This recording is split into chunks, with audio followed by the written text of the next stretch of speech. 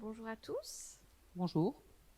Je suis Mélanie Serré, je suis professeure documentaliste au lycée polyvalent Giraud-Sagné de Saint-Martin-Boulogne et formatrice Clémy dans l'Académie de Lille. Je suis Sophie Vanom-Eslag, professeure documentaliste au lycée Branly à Boulogne-sur-Mer et je suis formatrice académique pour l'équipe des professeurs documentalistes en documentation. Voilà, on nous a demandé de présenter un petit peu les axes de travail possibles dans le cadre du coup de l'éducation aux données et puis de montrer un petit peu des séances pédagogiques, soit qui ont été partagées par des collègues, soit qu'on a pu mettre en place nous avec nos élèves. Alors, quand même, l'actualité nous a rejoints, puisque hier, rien qu'hier, dans ma voiture et en consultant un petit peu mes sources d'informations, deux informations. Alors, je vous ai mis la première, la Meta qui était condamnée à une amende record de 1,2 milliard d'euros. Alors, pourquoi ils ont été condamnés? Parce qu'ils ont transféré des données personnelles de leurs utilisateurs européens dans des serveurs aux États-Unis, j'imagine, en tout cas aux États-Unis, là où il n'y a pas le RGPD qui s'applique. Et deuxième chose, je vous ai mis en bas l'entretien sur France Info que j'ai entendu du lanceur d'alerte Thomas Le Boniec qui explique comment, ayant travaillé en Irlande, il a travaillé sur les écoutes de Syrie. 1300 messages écoutés par jour pour pouvoir les analyser et alimenter justement tout ce qui est prédiction, etc. Alors je vous en ai mis quelques autres parce qu'il y a les GAFAM, il y a Microsoft, etc. Et je vous ai mis des petits bonshommes qui s'interrogent parce que mes élèves, ils vont me dire, et après? D'accord, on utilise nos données, et après? Et donc j'ai des éléments de réponse par la suite qui viendront en écho. Voilà, alors on a pas mal parlé dans la journée des différents possibilités de travail. On a parlé notamment de la SNT, donc, qui est apparue avec la réforme du lycée il y a quelques années maintenant. Et c'est vrai que là, on a un peu un tapis rouge, j'ai envie de dire, pour l'éducation aux données. On peut vraiment faire pas mal de choses. Donc on vous a juste, alors tous les documents seront sur le compte rendu. Mais donc dans l'enseignement SNT, sciences numériques et technologies, on a donc permettre aux élèves à partir d'un objet technologique de comprendre le poids croissant du numérique et les enjeux qui en découlent. Donc il y a une partie tout à fait technique, je dirais, si je peux me permettre, et une partie du programme qui est tournée du coup sur l'impact sur les pratiques humaines. C'est formulé comme ça dans les programmes et c'est super intéressant. Alors là, je prêche pour ma paroisse, mais en tant que professeur documentaliste, on peut vraiment travailler en SNT. C'est très très intéressant. On a beaucoup de notions et de compétences à travailler. Donc justement sur les thématiques, on va retrouver donc deux thèmes, donc un thème internet, un thème web, et à l'intérieur on va pouvoir parler de neutralité du net, la diffusion des informations, de la conservation des informations parfois personnelles, on y est, la question du droit à l'oubli, l'exploitation des données, voilà, on voit qu'on y est complètement, hein, les fins commerciales, les bulles informationnelles, les moteurs de recherche, donc ça, dans internet et web, on a déjà pas mal d'axes de travail. Les réseaux sociaux, c'est pareil, hein, donc avec les algorithmes de recommandation notamment, les affaires de fuite de données perso, les modèles économiques, quand c'est gratuit, c'est vous le produit, ça apparaît, donc là c'est vraiment un copier-coller du programme, hein. La cyberviolence qui est encore un autre axe très intéressant, la surabondance de données au développement de nouveaux algorithmes capables de les exploiter, le big data, tout ce qui est lié du coup, les impacts par rapport à la démocratie, la surveillance de masse, l'exploitation des données perso, l'open data, des entreprises qui collectent et revendent les données sans transparence pour les usagers, la RGPD, les data centers, voilà, après l'impact sur le climat, etc., la santé humaine, on en a pas mal parlé aussi avec l'économie de l'attention. Donc tout ça, on voit qu'on le retrouve vraiment dans tous les thèmes, hein. Localisation, cartographie, mobilité. De nombreuses applications ont accès à la localisation dans un téléphone, voilà, avec la géolocalisation. L'informatique embarquée, les objets connectés. On va parler d'intelligence artificielle, mais là c'est pareil, on voit le lien, hein, avec tout ce qu'on a pu parler durant la journée. Et la photographie numérique, hein, c'est pareil, il y a la diffusion de photos qui ne disparaîtront pas, le trucage difficile à détecter des images, le pistage des individus. Donc là, pareil, on peut travailler avec les élèves sur la géolocalisation et sur les métadonnées derrière une image. Et à partir de là, c'est hyper intéressant pour travailler un peu toutes ces thématiques. Oui, alors là, on vous a simplement mis.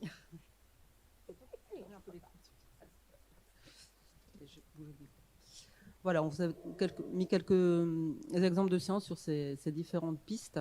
Donc, on ne va pas les détailler là maintenant, puisqu'on va en détailler d'autres, mais vous les aurez dans le compte rendu, à titre d'exemple, vraiment tout ce qu'on a pu travailler là en situation réelle avec des élèves sur les différents thèmes du programme de sciences numériques et technologies.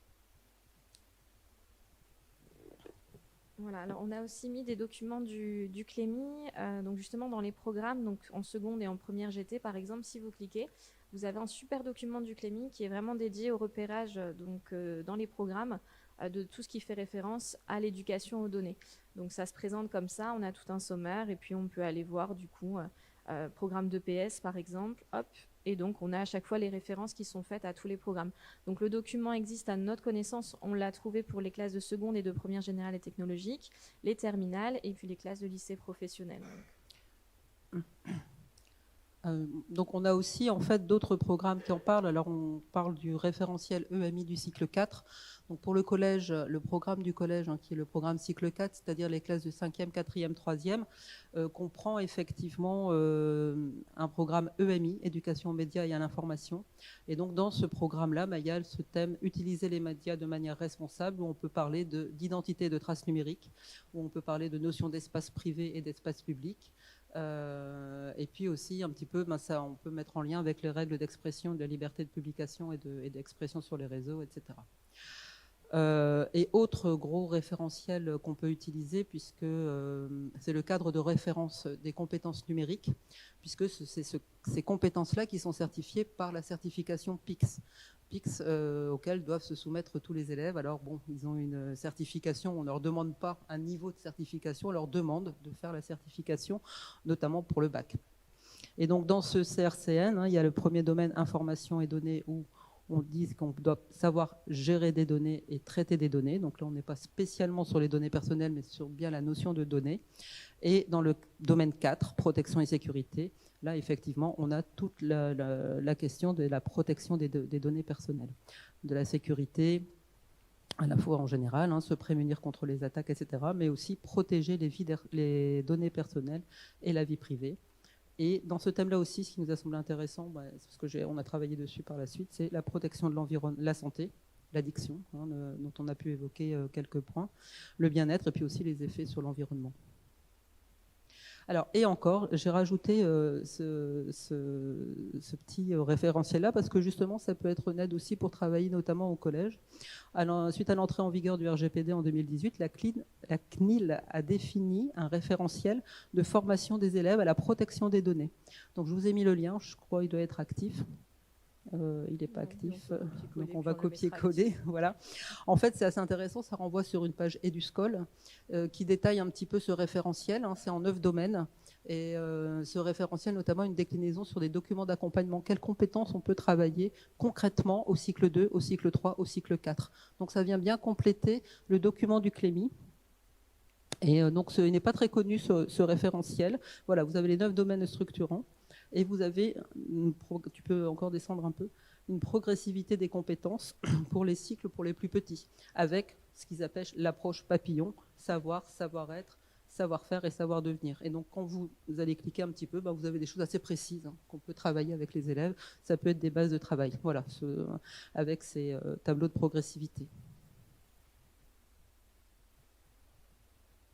Voilà, donc quelle notion travailler avec des exemples de séances, donc on pourrait retrouver sur le support, mais voilà quelques pistes déjà. Voilà. Alors, je vais présenter ce document-là, puisqu'en fait, effectivement, merci le confinement.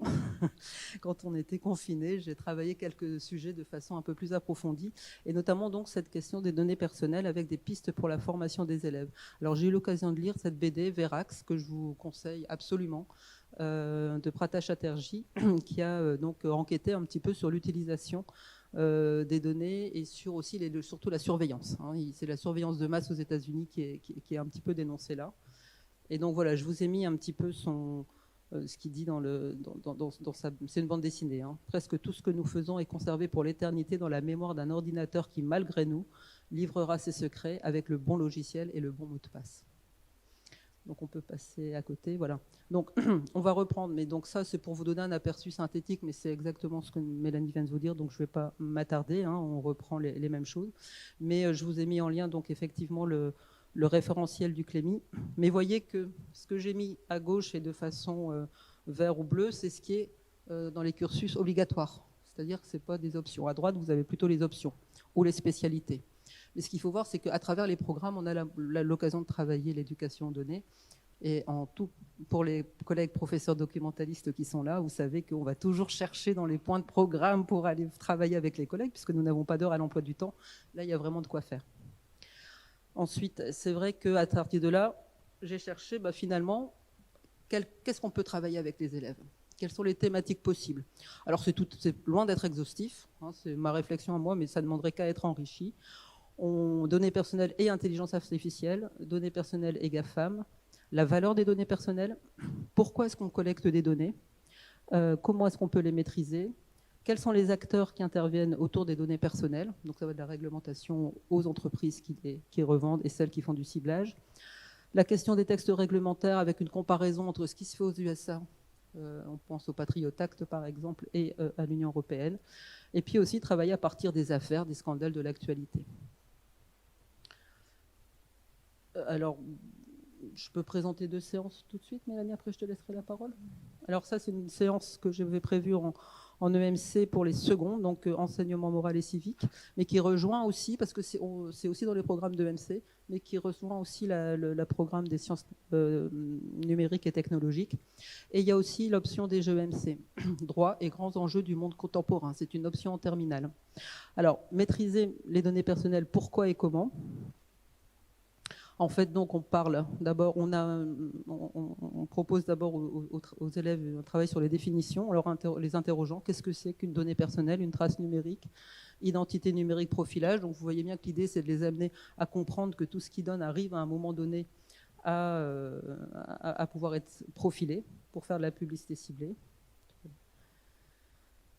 Qui collecte les données et comment, hein, donc on parle des GAFAM et on parle aussi du comment, parce qu'en fait c'est vrai, on a un mouchard dans notre poche, comme disait un reportage, je crois que c'était Élise Lucet dans le complément d'action, qui donne les mouchards dans notre poche, les sites web, les moteurs de recherche, les cookies, pisteurs, autorisations, etc. Donc c'est un peu balayé avec eux, alors toujours pareil sous un système d'échange, je vous l'ai mis en synoptique, mais bon voilà, d'après vous, comment est-ce qu'on collecte les données? Et puis, donc là, c'est un petit zoom sur la RGPD. Tu peux passer aussi, mais ça ne va pas durer très longtemps.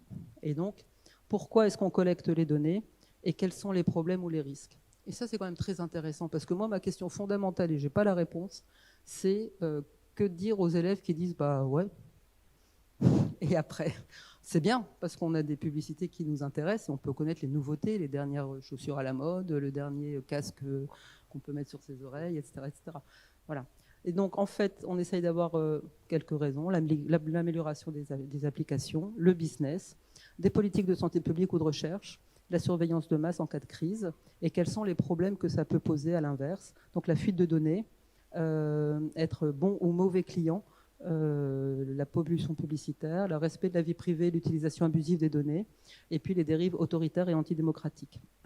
Et donc, en fait, à partir de là, on a quelques documents, alors qui mériteraient peut-être d'être actualisés, mais est-ce qu'on paye en argent ou en données? Donc, vous savez qu'aujourd'hui, jeuxvideo.com, ça leur parle, ou ils acceptent ou ils payent 2 €. C'est pareil pour Marmiton. Nous, on est peut-être plus concernés, enfin, je suis plus concerné par Marmiton, ou Allociné.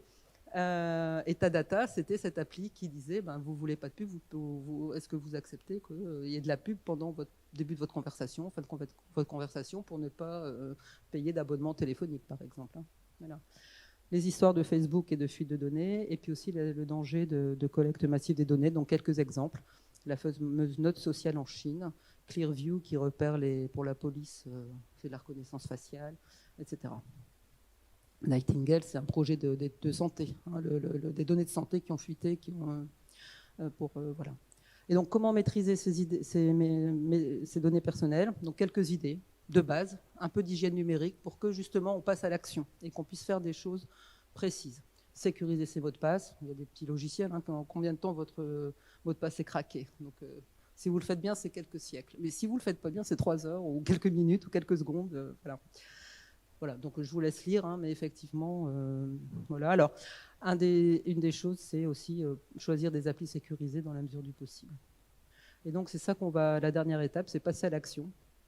On passe à l'action, et donc quelques pistes pour passer à l'action directement aux élèves avec lesquels on accompagne.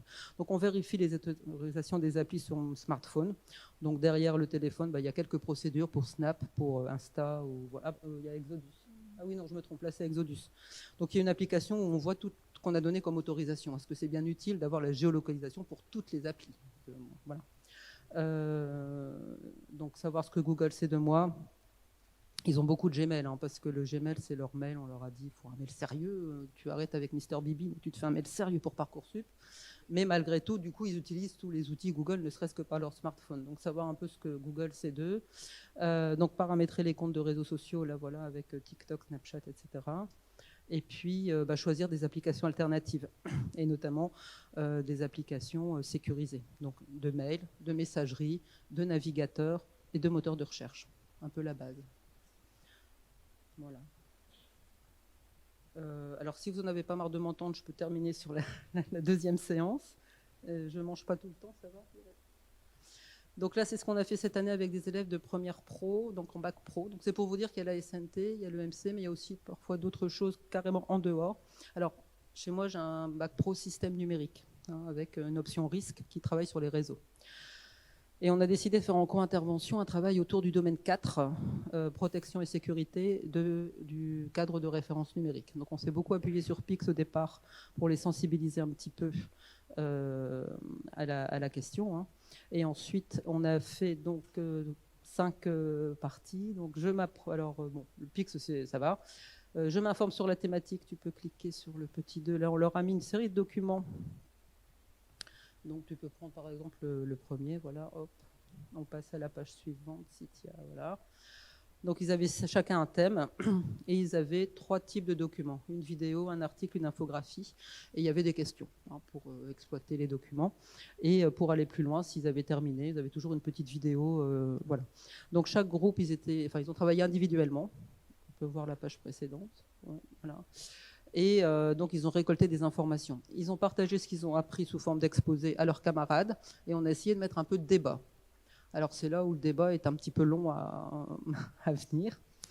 On a fait intervenir un intervenant qui est informaticien au départ, qui a fait de la médiation numérique sur tout ce qui est outils et applications libres. Donc, je vous ai mis le petit tux de Linux pour dire effectivement, il y a d'autres possibilités. Alors, le libre, c'est surtout les 4 libertés fondamentales du libre, hein, de pouvoir utiliser, étudier, améliorer et distribuer. Mais c'est aussi souvent des applications qui sont très respectueuses de la vie privée. Hein, donc ça, voilà. Il a fait un exposé là-dessus. Et ils ont testé des applications libres, alors un peu dans le même esprit que précédemment.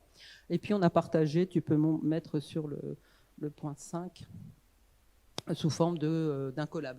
Hein, donc là, je vous mets 2 productions d'élèves, questions-réponses. Ils devaient faire des questions de 3 niveaux. Donc voilà un petit peu ce qu'on a fait. Alors, et après, on s'est quand même posé des questions sur ce qu'on pouvait en faire après. Donc on va essayer de mettre un événement au niveau de l'établissement pour le Safer Internet Day, qui est en février, hein, autour du 6-7 février. On va essayer d'en faire un chef-d'œuvre pour nos bacs pro terminales, d'organiser ce type de Safer Internet Day avec une install party, c'est-à-dire, vous savez, on vient, on installe avec son ordinateur, son smartphone, et on installe des logiciels libres et respectueux des données. Éventuellement création d'un club Linux, mais ça c'est un petit peu à côté. Et puis réflexion au niveau de l'établissement.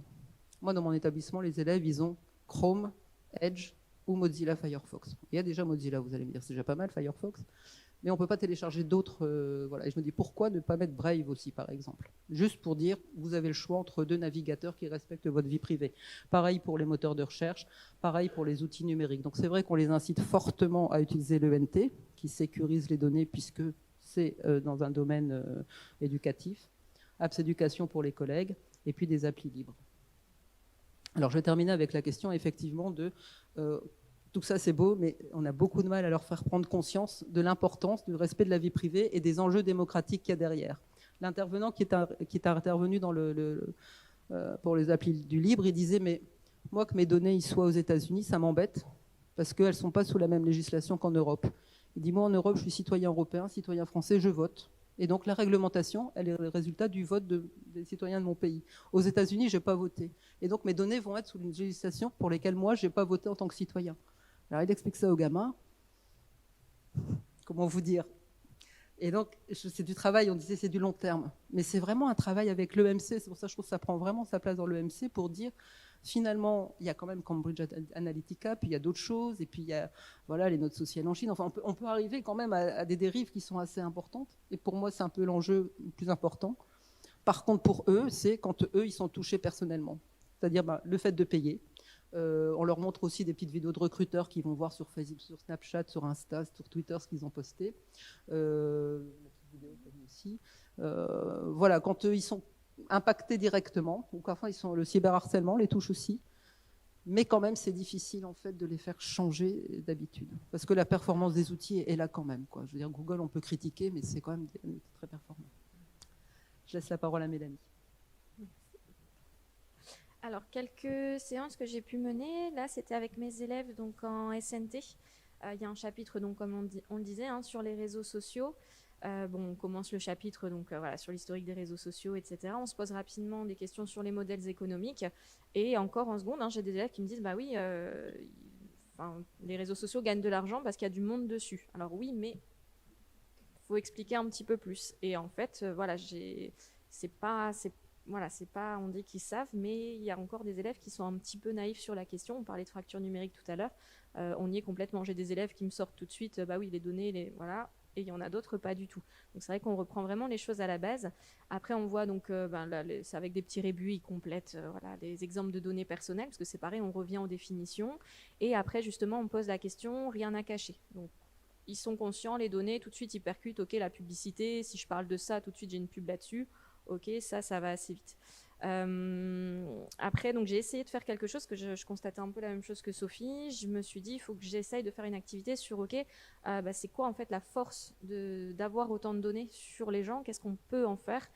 Donc je leur ai fait comme ça, je leur ai expliqué qu'on peut télécharger nos données personnelles et je leur ai dit, moi je me suis amusée, j'ai inventé 4 personnages et puis j'ai fait comme ça donc des fiches personnages où on a des données perso. Alors c'est améliorable complètement, enfin voilà, il y a certainement plein de choses à dire, mais ils ont leurs 4 personnages et ils doivent dire, ok, qu'est-ce qu'on apprend sur chaque personnage. Donc là, on apprend qu'elle est sportive, c'est quelqu'un tourné sur l'écologie. Par contre, elle est jeune entrepreneuse et du coup, elle râle pas mal sur les impôts. Enfin voilà, donc on a comme ça plusieurs données. Et puis après, ils ont des jeux de rôle avec des documents pour venir alimenter.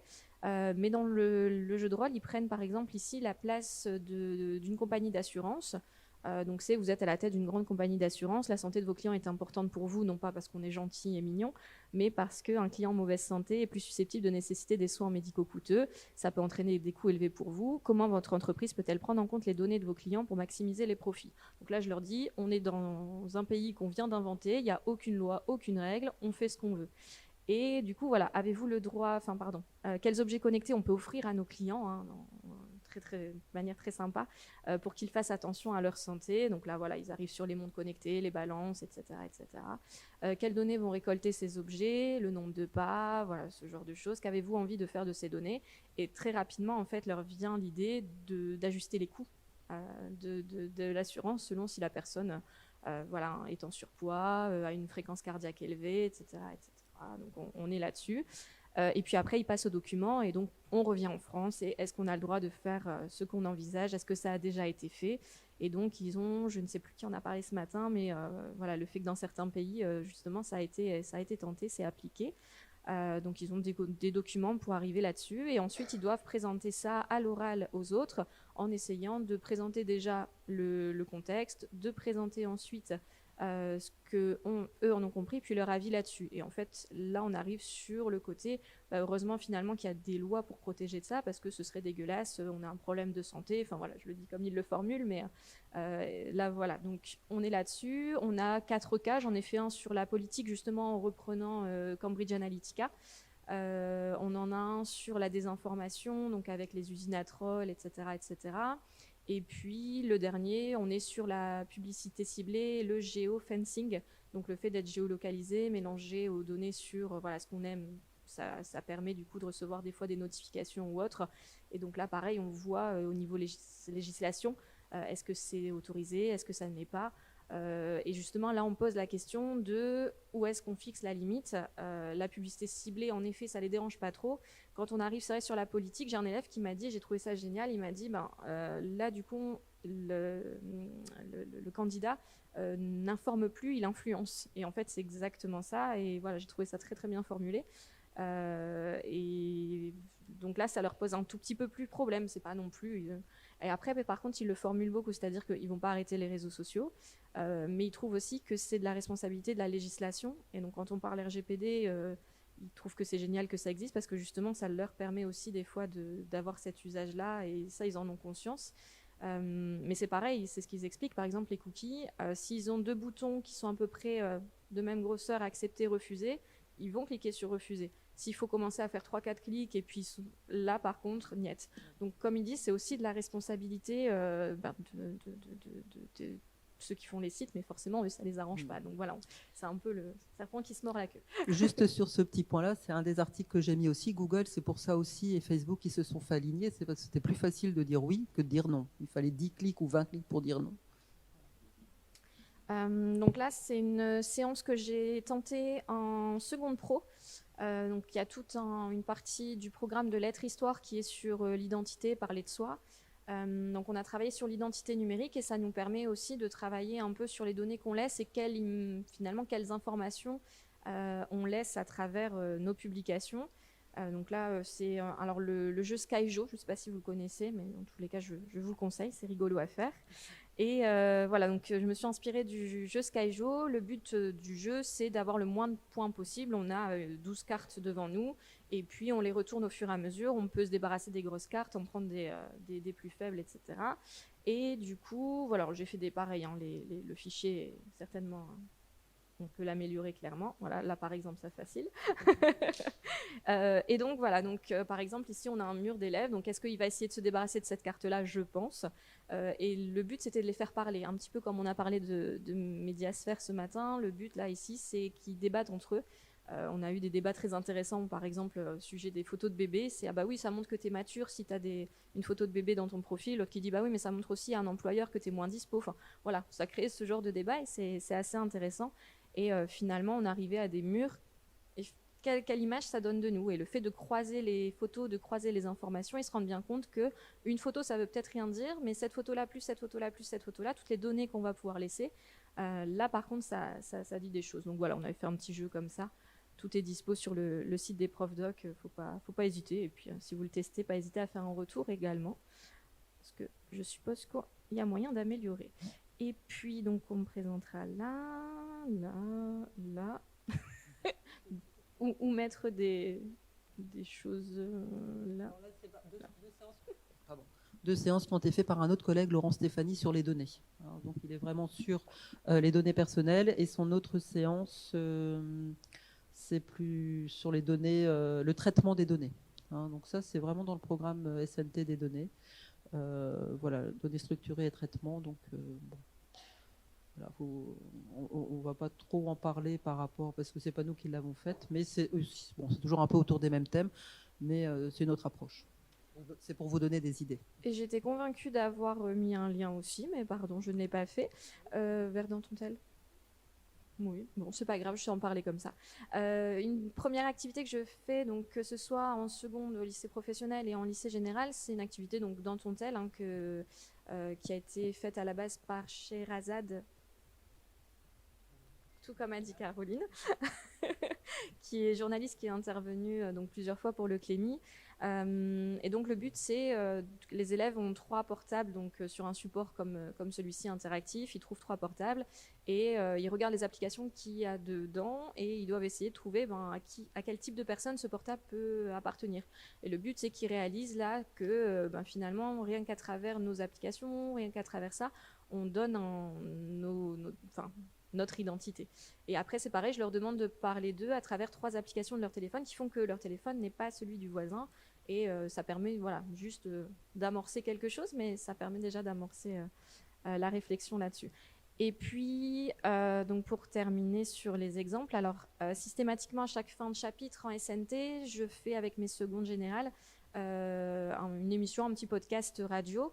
Et c'est pareil, on parlait du crédit social en Chine, ce genre de choses. Donc on peut en parler à plusieurs moments de ces problématiques par rapport à la vie privée. Et donc là, j'ai mis un travail d'Hortense Léonard, qui, je ne vous cache pas, est une de mes meilleures élèves, hein, mais qui parle des bulles de filtre justement quand on a abordé les réseaux sociaux. Et donc il y a plusieurs choses, hein, mais Elle donne des conseils et puis voilà, elle fait vraiment le fait d'en avoir conscience de ces algorithmes, c'est ce qu'elle dit, hein. On ne va pas arrêter d'utiliser les réseaux sociaux, mais d'en avoir conscience, c'est déjà bien. Il n'y a pas de solution miracle. On peut lire les journaux qu'on n'a pas l'habitude de lire, donc les publications, je pense, et accepter les informations avec lesquelles on n'est pas d'accord. C'est un premier pas vers un esprit plus ouvert. Donc je pense que dès qu'on a l'occasion de parler de ces problématiques et d'en débattre, il ne faut pas s'en priver parce que, en effet, c'est quelque chose qui prend de l'envergure de plus en plus et c'est intéressant et ça les intéresse. Voilà. Tout va bien?